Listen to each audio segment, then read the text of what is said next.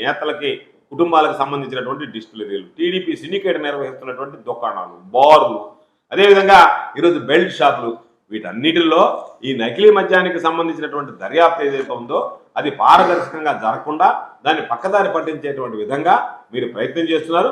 కాబట్టి నకిలీ మద్యానికి సంబంధించినటువంటి దాందాలో పెద్దలకు సంబంధించినటువంటిది లేకపోతే జనార్దన్ రావు అనేటువంటి వ్యక్తి ద్వారా గుర్తు తెలియనటువంటి ప్రదేశాల్లో ఒక వీడియో షూట్ చేయించాల్సినటువంటి అవసరం ఏమొచ్చింది?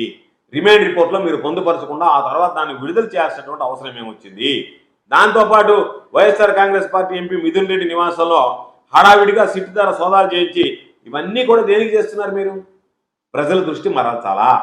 మద్యం మీద ఆలోచన కలగకూడదు, మద్యం మీద చర్చ జరగకూడదు, ప్రజల మద్యం విషయం మర్చిపోవాలా? మిథున్ రెడ్డి మీద, ఆఫీసుల మీద సిట్ దాడుల గురించి మాట్లాడాలా, జోగి రమేష్ పాత్ర గురించి మాట్లాడాలా, మరొకటి మాట్లాడాలని. కానీ ఈ రోజు కూడా కూటమి ప్రభుత్వానికి జరిగినటువంటి తప్పు స్పష్టంగా ప్రజలు గమనించారు. ప్రజలందరూ ఈరోజు ఏదైనా మద్యం ముట్టుకోవాలంటే 1-2 సార్లు ఆలోచన చేయాల్సినటువంటి పరిస్థితి ఇప్పుడు ఇది నకిలీదా అసలా అని చెప్పారు.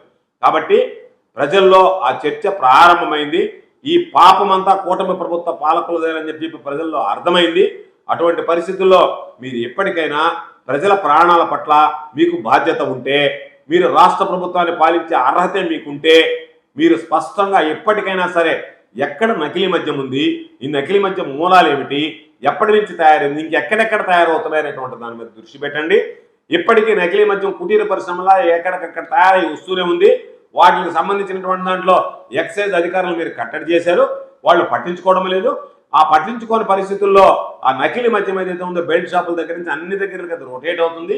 తాగినటువంటి వ్యక్తులు మీ ధనదాహానికి బలైపోతున్నారు.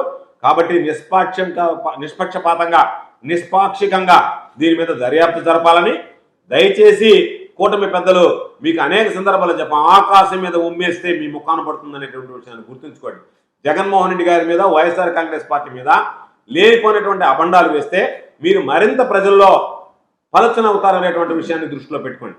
కాబట్టి మీరు ఎప్పటికైనా నిష్పాక్షికంగా దర్యాప్తు జరిపి అసలు దోషులు ఎవరో బయటపెట్టండి తప్ప మీ వాళ్ళని, మీ వ్యాపారాలని, మీకు సంబంధించినటువంటి రాబడిని దృష్టిలో పెట్టుకుని మీరు దీని మీద కట్టుకథలు అల్లి ఏదో ఒక విధంగా పాపం జోగి రమేష్ లాంటి సంబంధం లేనటువంటి వ్యక్తిని ఈరోజు జోగి రమేష్ చెప్తున్నాడు, రా దేవస్థానం దగ్గర ప్రమాణం చేద్దాం, లేదా పోలిగ్రాఫిక్ టెస్ట్కి నేను రెడీగా ఉన్నానని చెప్తున్నాడు. లైట్ డిటెక్టర్ టెస్ట్కి దేనికి మీరు ముందుకు రాకుండా, దేని గురించి పట్టించుకోకుండా వైఎస్ఆర్ కాంగ్రెస్ పార్టీకి సంబంధించినటువంటి ఒక పథకం ప్రకారం దోషులుగా చిత్రీకరిస్తూ వాళ్ళ మీద కేసులు బనాయిస్తూ మీరు చేసినటువంటి పాపాలు వాళ్ళకు ఆపాదిస్తూ మీరు బయటపడాలని ఆలోచన చేస్తే ఇది ప్రజలకు సంబంధించినటువంటి అంశం.